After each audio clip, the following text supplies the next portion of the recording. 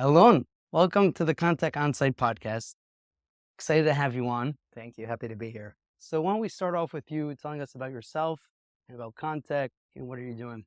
First of all, I have to say I'm really excited. I always had a dream to be on a podcast, and now it's a dream come true. So everyone, it's not just a normal podcast; it's a dream coming true podcast. So work for your dreams. But yeah, just a brief background about me. I grew up in Israel, born and raised. Always been fascinated by innovation. Always been fascinated by construction too. I think just to go around construction sites and seeing how complex it is, I found it fascinating. I love solving problems and organizing stuff. So it always seemed like the biggest project you can have from my point of view, at least. So at 21, I founded my first company. It was actually in construction tech. Up to that point, I've never been to the academy, actually. I've never had my first degree or studying, which was interesting to step into building a company when you have absolutely zero background. The only skills I had was being a rock climber, which wasn't that useful when you build a company. I can climb big walls, but I can't do finance. So what gave you the confidence to to start a company, to be a founder of a startup? Honestly, my parents always told me since I was a kid, like you can be anything you want in life. And some things that people talk about childhood traumas all the time, and they say only the bad stuff stick with you. But the good things stick too. They really convinced me that I have the ability to be anything that I want. I was born with a disability, so actually learned throughout life to overcome challenges. And when we arrived to that challenge, it was during COVID. I came back from the trip of my life. I was living in a camper van, going around the States, rock climbing different mountains. I had a really good time, came back COVID. So from having as much freedom as I can imagine, I had absolutely zero freedom of movement. And during that time, I have two older brothers. The oldest one, he finished his bachelor degree in computer science. And he did those programs you do in university, like how to build a company, build your own tech company kind of stuff. And he literally got a list of the steps that you need to do when you build a company. That was the first piece of information that I had was like a supermarket list, like step A, identify the problem, and a small presentation, how you do problem identification process. We actually started from rock climbing. We wanted to build a communication device. And then we had a really big, actually, Israeli construction company approaching us and saying, hey guys, we have big problems here. We can't communicate. I had no idea what I was walking into back then. And that was actually the first step. That phone call changed everything from being a communication device to becoming a platform we basically created differential insurance pricing system Mm-hmm. using risk assessment. So how the number of events you had per year is how we're going to price your insurance for the next project and in general as a company. And that's in an overview of what we did.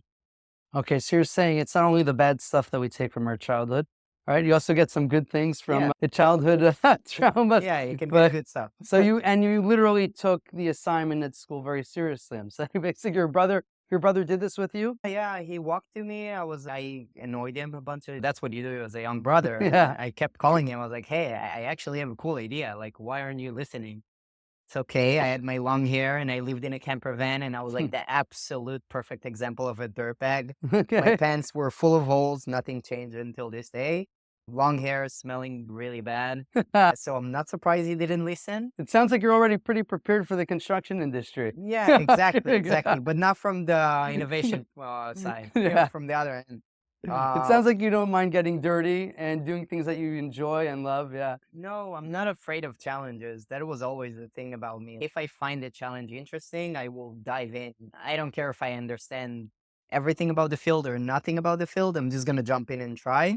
So I called my brother, and then at some point, because it's COVID and there's nothing to do at home, okay, how much Hmm. can you train and watch The Office going on loops? Like I still can actually. Who am I kidding? But yeah, I gave him a call and I was like, yeah, come on, take me seriously. And that was the day when he changed his mind. And it's like a snowball when you want to Hmm. build something for the first time Hmm. because you have no idea what you do. And you create that ball of energy, of innovation, of the will to create something new. Yeah. And when you combine it of both founders, that energy, it becomes a snowball that just starts to go down the hill and gets bigger and bigger every day. Okay, I love that because that really also relates to something in the industry that we really want to find more and see more, which is team building. And that power of having another person to talk to and think over solutions and challenges. Yeah. What would you say? Is there anything that rock climbing and technology or even startups or something that gave you? What did you find anything in common?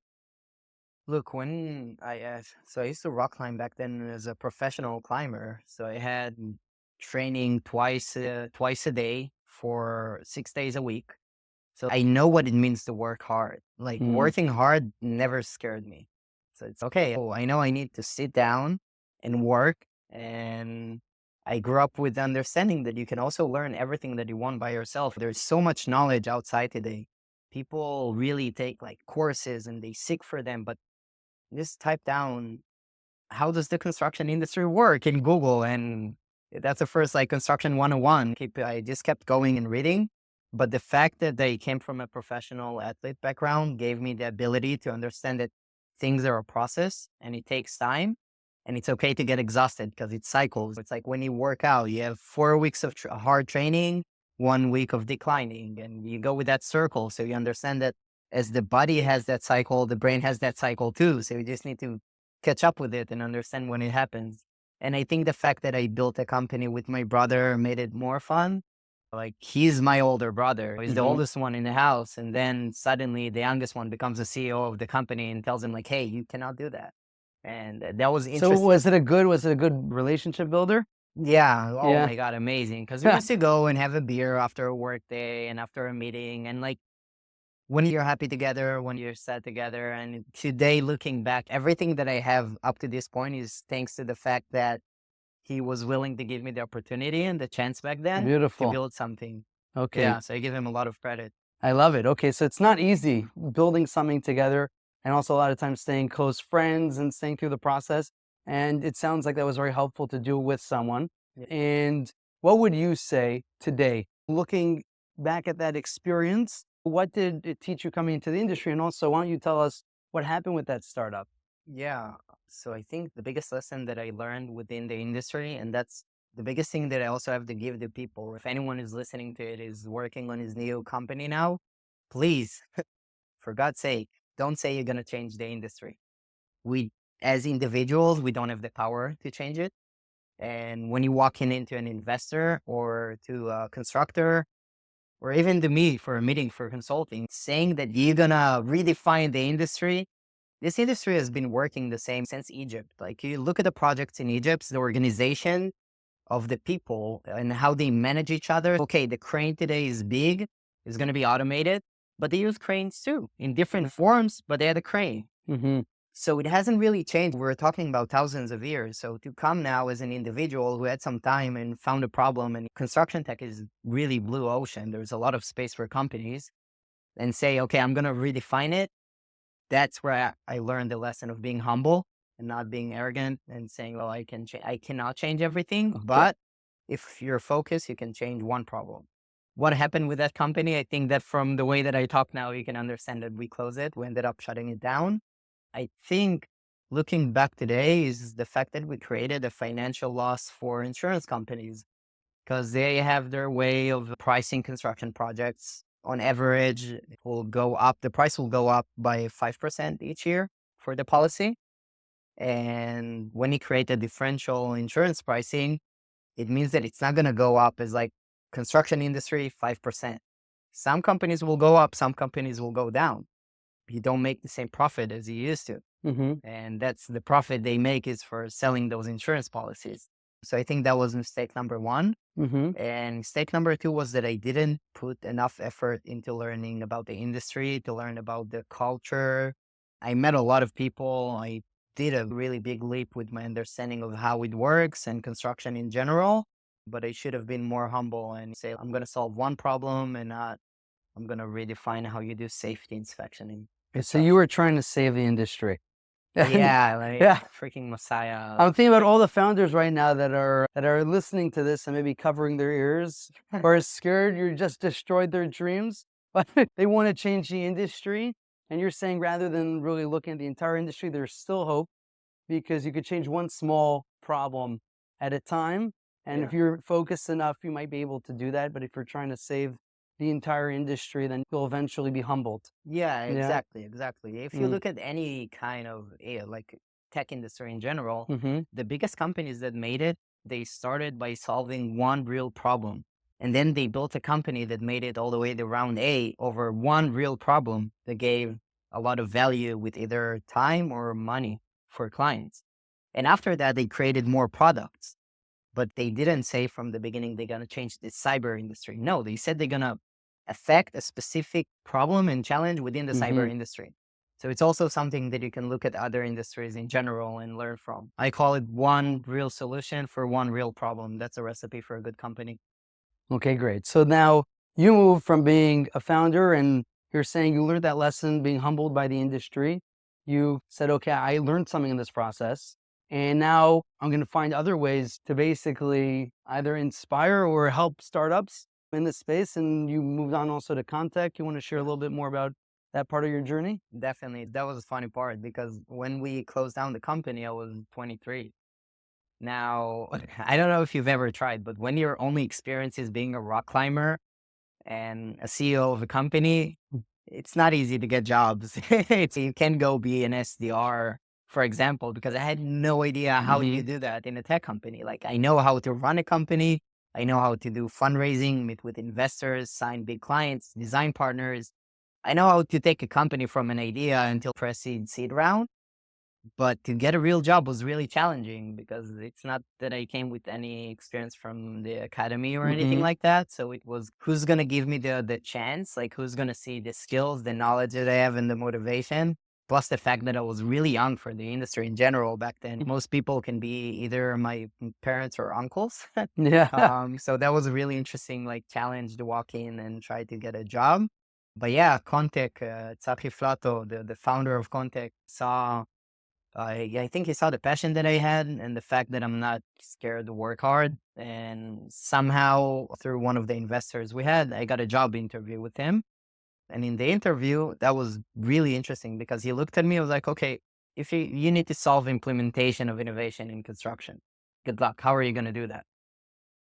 And once again, I'm jumping into the cold water, as cold as it could be. I'm just going to dive in. It's like, I only implemented like in 15 construction sites.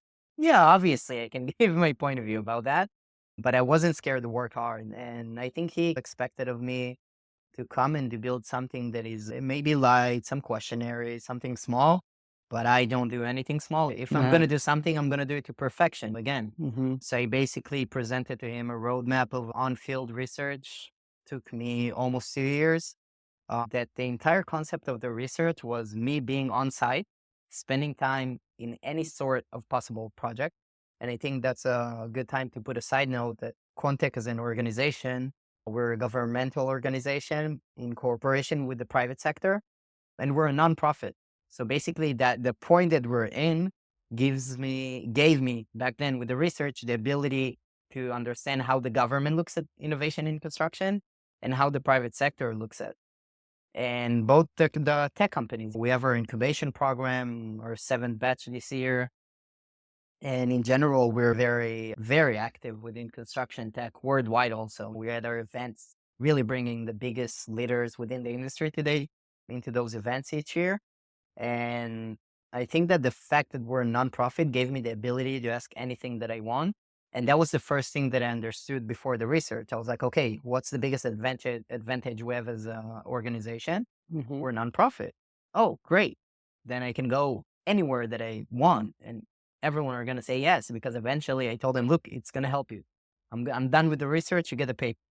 That's it. And that's simple. Part A, done. Mm-hmm. Use the benefits of the organization, understand where you're located at and how you can make the best out of it. Mm-hmm. So I presented the roadmap and everything. And now came the hard part. How do you do a research when you've never done one? Okay. Yeah. We'll unpack this for a moment, and then we'll dive into really the research and what you've done in the report because it's really interesting. Yeah. So you finish, so basically building your startup. You get to that stage where it must have been a really tough moment to come and say, okay, we're gonna close shop, and now we're looking for the next thing that I'll do. I think it wasn't, I have to say, it's not a tough decision.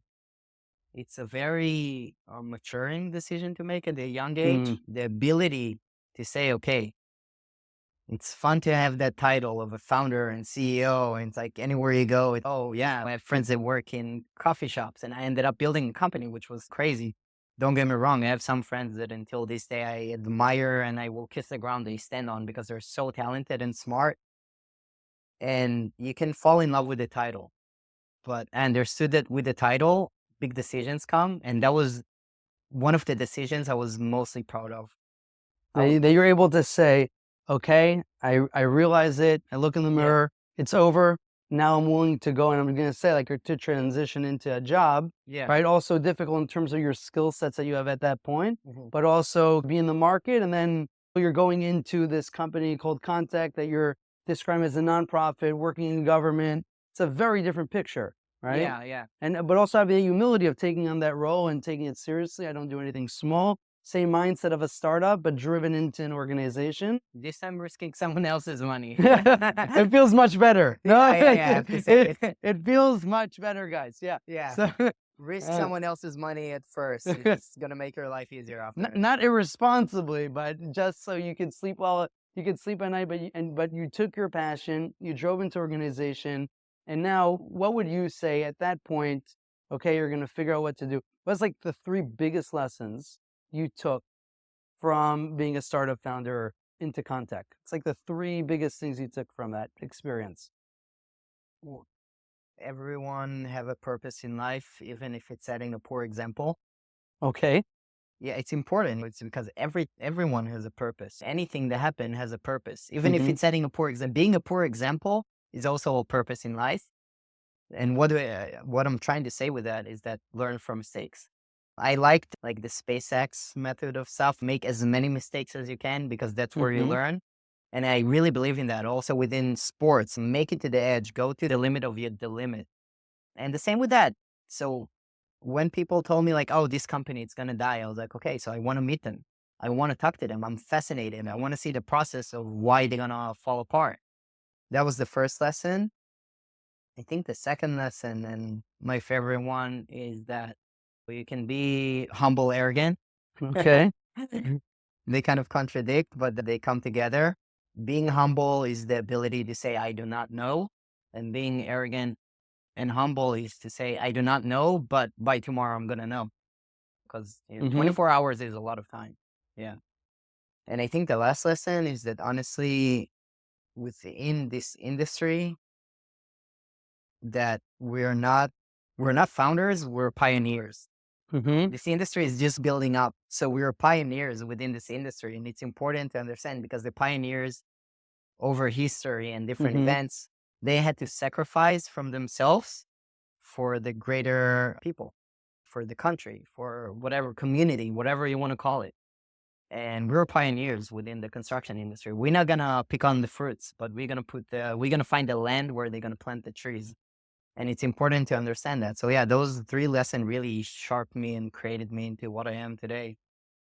Okay, awesome. So I love it. So you took some really profound lessons. I think it takes a lot of people a lot of time in life to get to those understandings. I particularly connect to the concept of being humble but arrogant, recognizing that you have certain limitations, but saying, I'm going to try and I'm going to find out, what the answer is. I'm willing to do whatever it takes to find out. And now you're in this organization. It's a different mindset in total. You have to do a report. You don't necessarily have the tools and skill set to do it. I definitely didn't have it back Okay, then. good. But you're out there with a solving attitude, with that go-getter drive. Okay, so tell us, what do you do and what's this report about? And yeah, and share some of the biggest takeaways from it. Yeah. So for me, I'm a people person. I'm not a number person. Some people are really good with numbers. I'm good with people. Like I can be friends with anyone. Put me with anyone in the room. We can get along and we'll be friends and Hmm. we'll end up getting a beer next week together. So when I understood that my power, so basically I created the research and I was like, okay, first stage, we need to identify the problems with construction industry. What challenges they face and how do they define success and how do they define failure? Those questions sometimes seems obvious, but have you ever asked them? No, people do not ask the obvious questions, and that's a problem when you bring innovation. The second part was observing and it's important to say criticizing the tech industry. It was 2021 back, yeah, no, 2022 back then. After the COVID boom, so many people raised anyone. It's okay. You have a pulse and an idea. Great. Here's $15 million. I'm safe. Yeah. So that created a lot of people being very arrogant within the industry. They want to change it. They want to redefine it. And for me, that was hard. So I wanted to understand those challenges and how they were created within the construction tech industry. And at the end, I wanted to conduct an experiment and implement innovation and see how this communication work. And everything was just being as a fly on the wall. I just used to be on the side, write my notes all the time. So now back to the research. I understood that my power lies within communication with Mhm. people and creating relationships. And that was the first thing that I did. I built a questionnaire that is basically a conversation.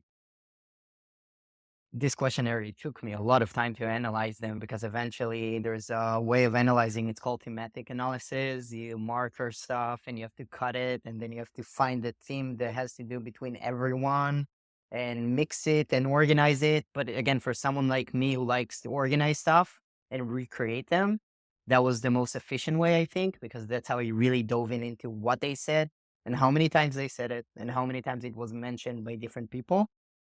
So once I had the questionnaire, I was like, okay, that's how I'm going to do the research. I went back to my CEO. I was like, okay, I'm ready to work. Let's go. Let's start. He gave me numbers of construction managers on it. Now it's the CEO of the companies. And I started creating those relationships with with small stuff. Like I go to a construction site.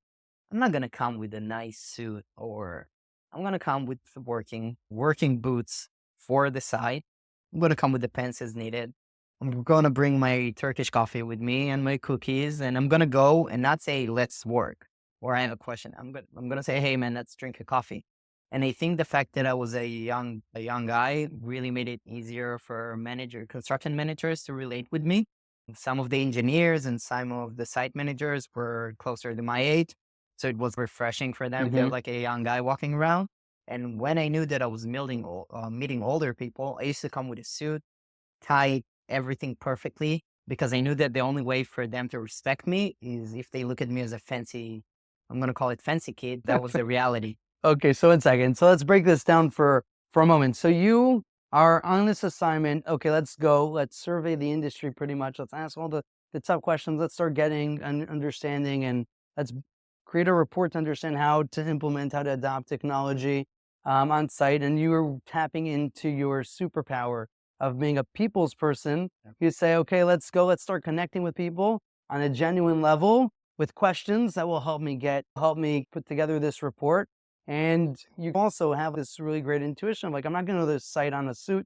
I'm going to meet the people the way they are. I'm going to be one of them. All right. And you Yeah. basically are coming with your black coffee, sitting in, talking. Let's have a conversation. At the same time, you have that intuition to understand, okay, I'm going to sit down with the CEO or the executive team, come with the suit. I'm going to come in hitting also probably the questions changed a bit too. I actually never changed the questions. That Oh, was the big, interesting. yeah, because I asked open questions, it was important for me to have the same pattern. The So it can, consistency. yeah, I needed the consistency to Right. create a trusted research and paper. So I had to make it to create the differences between the questionnaires as small as possible.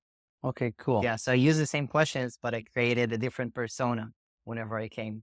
I matched myself to the guy. I did my homework. I learned about them. I learned about the company, about the organization. So when I came to the site, the manager, for example, he thought that we're meeting for the first time, but I did enough homework to feel like we're meeting for the second time. Hmm. And that's the energy that I gave to him when I walked into the site. I was like, hey, it's good to see you again. Okay, beautiful. So two more principles that you're sharing, which is one of them is do your research, Yeah, right? definitely do your homework, especially Yeah. with VCs. Yeah, Yeah. great. So do your research, come to the table with knowing about the person, ask the questions that aren't obvious or things that you know that aren't Yeah, exactly. lazy. And the second one here also is I love the fact that you tapped into the apprentice or mentorship culture within the construction industry. At the end of the day, people like sharing their knowledge in the industry, especially with people who are young and learning about the trade. People are very open and are willing Yeah. to share knowledge. And so I think that's really cool that kind of you're able to also tap into that together with understanding their language, coming to them, recognizing that you're going to communicate with them and priming that setting. Yeah, definitely. I think that this point, that was a crucial point where my experience as a company founder came Mm, up because my brother used to tell me all the time, don't fall in love with the idea, fall in love with the problem. mm-hmm, And whenever we had our meetings, he used to say, our opinion doesn't count under the fluorescent. The opinion counts once you're outside. mm-hmm, Your opinion is not real. The user opinion is real. So I always kept myself outside of the picture. My opinion wasn't a part of the answers. mm-hmm. I never tried to push them towards some answer. I was very, and I think they found it annoying sometimes.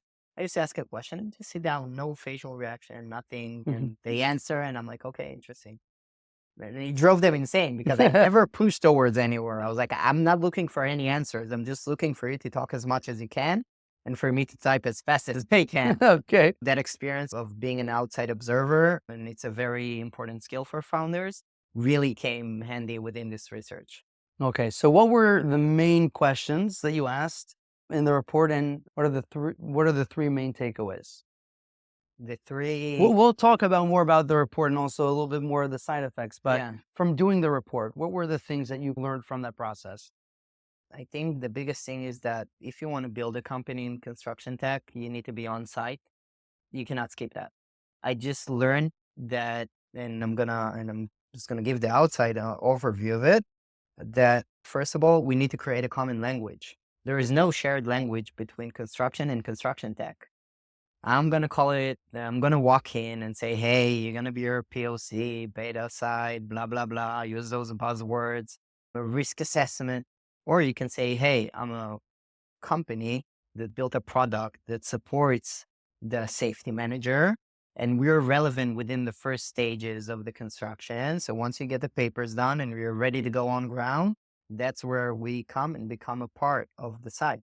So those language gaps was the first thing that I saw. And then I digged in more into it, trying to find it, trying to understand what kind of chain reactions it creates.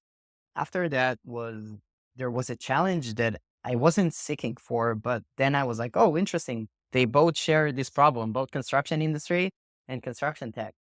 And it's also a question that I want to ask you actually. What's the balance between creating a standard solution to a tailor-made solution? Because as a client, you buy an apartment, you want to make it your own castle. But the constructor, he wants to do, I like to call it control C, control V, copy paste all the buildings. But where's the balance? And the same goes for construction tech companies. They try to build a solution that is perfect for everyone. It's like a shelf solution. You just buy it on shop and that's it. But the way that one construction company works is for sure 100% not the same as a different company. So what's the balance between them? Mm-hmm. You know? And at some point, I'm going to get also your opinion about that because that's interesting. That's really, I don't have the answer for that question yet. And the last one is and how do you explain that saving money is also some form of profit? Oh, okay. Because it was hard for them to understand that, hey, like I'm saving you 20% of the budget. 20% out of $100 million can be $200 million. It's not that you have now, and it's like you just made another $200 million. And to change that point of view, that profit is not just making more money, it's also saving money, Mm-hmm. is really challenging. So money saved is money earned. Yeah, And you're saying also based on the report, you're saying that there's a certain kind of miscommunication, and we'll say it's underappreciated. Money saved isn't valued as much as money earned in exactly. the industry. And let's say the fallacy that goes on in terms of people that it's not a good enough argument for a startup company to come in with that too. No, but also it makes sense because a lot of times, hey, I'm contradicting myself all the time. It's okay. Yeah. Why is it making sense? Because eventually you go for a company and you say, Mhm. okay, I'm gonna prevent 3 safety events. Yeah. Those safety events cost $70,000. Some sort of event will cost $70,000 per event. Yeah. So times 3, we have $210,000. Yeah. But those are imaginary events that might occur, or by statistics, they will occur. Right. So when you talk about this imaginary number that you save, by preventing those imaginary events, it's hard for someone who's being on site and on ground to believe that and say, okay, let's take the risk. He's taking enough risk. And eventually it always happens. You're always going to have an accident. You're always going to overdraft the budget. And only now, I think it's been almost 3 years since then, but only now you see that they start to say, like, hey, wow, saving money is creating money. It's interesting. So that's okay. So we're entering the sphere of kind of the lessons learned from the report Yeah. itself. What would you say? I know that one of the interesting parts of this report is that you're also talking to the daily worker on site. You're talking to project managers. You're talking to the senior project managers, the executives in the company. Yeah. What would you say are what are we doing wrong as an industry? Like what's going on? Why isn't technology being adopted? And what is, if you can, summarize in a very short thing, but for each one of them, like what is the worker saying of why, what would be their answers if we're to enter their shoes? For the challenges of why we don't have innovation. And why isn't it happening? Where everyone's trying so hard. And that's Yeah. fascinating. Yeah. Yeah. First of all, like you said, and just to put it as like a ground for my answer, I spent 7 months on sites. I met some executives. Hmm. To be honest, they weren't my focus.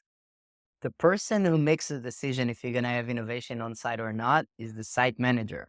Let me tell you, people think it's the CEO of the company. No, the CEO wants to show off. He wants to say, I have an innovative company.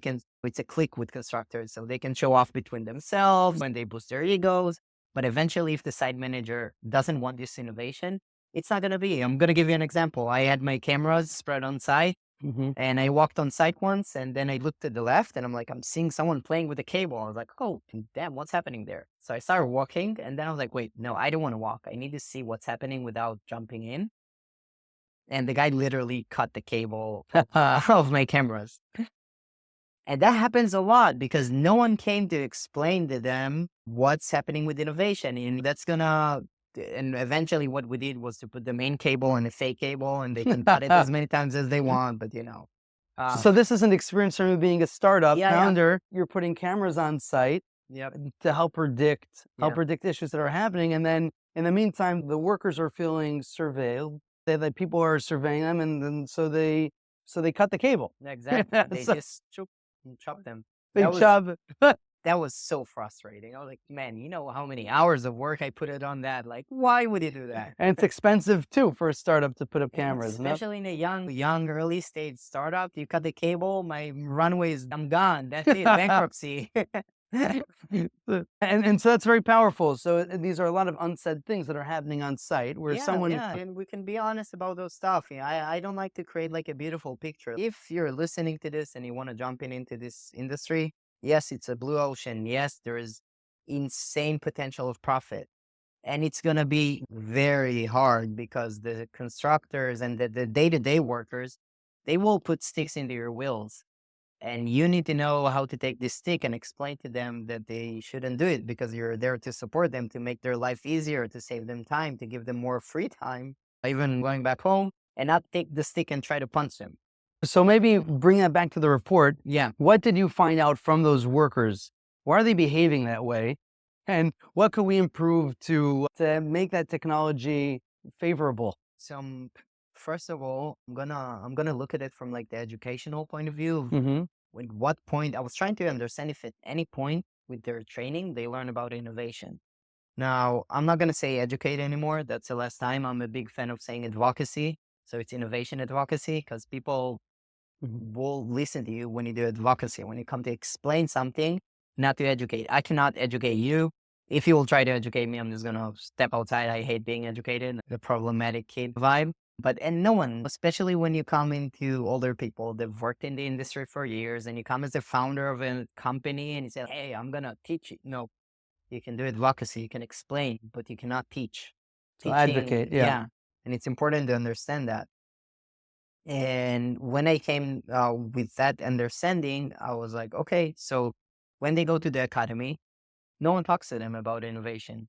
Interesting. So that's the first point. The first fraction point between them and the industry has lack of innovation education. And then let's look at the organization. That's the second fraction point. No one explains too. met maybe one company, and I've also been doing the global partnerships. I've worked with companies in South America, North America, Asia, just anywhere, honestly, anywhere. Like I've talked with companies all over the world. I've met maybe 2 companies that do once a month, like educational activity, innovation advocacy activity, explaining about innovation and what is existing, what does it mean, how it can be used to the workers. So you get that second friction point, no explanation. The third friction point, so let's say you work in a company and the company has decided to do a project with a nice construction tech company, very cool solution. They didn't explain anything. Even in that point, when you go to micro, there is one company that you need to teach about. They didn't give them any brief. It's one day out of the blue. Hey man, yeah, you have this guy, this tech guy coming to put a robot on your site. So you have the final fraction point and no one is explaining anything to them. So how do you expect them to be able to understand what's happening on their side? I would be scared too to see a robot painting on site if no one explained to me that it's not here to replace me. It's here to make me more efficient and my team more efficient, you know? Mm-hmm. And to overcome the fact that we have to work 17 hours a day.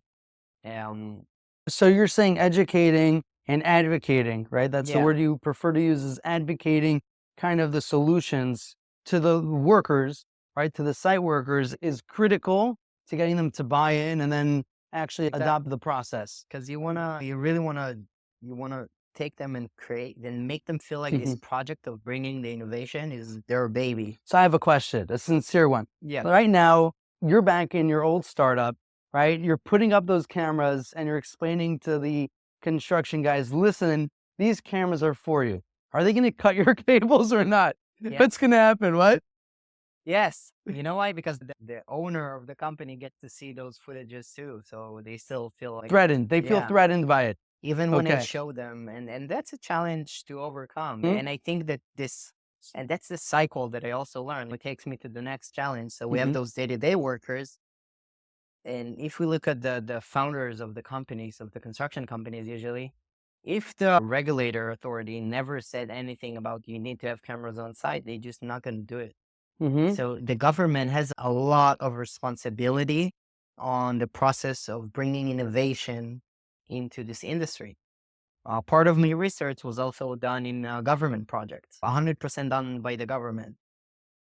Why wouldn't you as a government set an example? And I'm saying it worldwide, like I've worked with both Europe states and so on. Why aren't you as a government saying, hey, I use innovation, and if I use it, you can use it too? Set an example, be the first one. Like you're the government, be the pioneer. You can allow yourself to take these risks and you're just going to create a more efficient. Everyone complained there's not enough housing.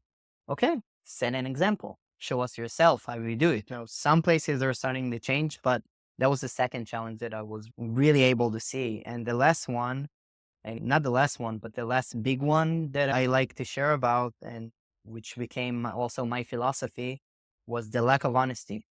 Both ends. Tech companies, sometimes they come with those big presentations, like saying, "Hey, I have this machine learning model, can predict stuff, and we'll do that, and we'll do that, and we'll do that."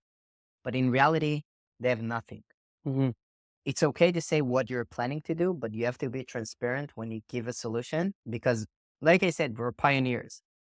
So I don't know. Can you curse on this podcast? No, right? Anything you want. So why fucking up the rest of the industry? It's like, why would you do that? Because if you go and you lie, they're not going to trust the next one. Even if the next one did his homework and created a really good product, they're just not going to trust him. Mhm. And the fact that they're not going to trust him is simply because of the first asshole in the chain.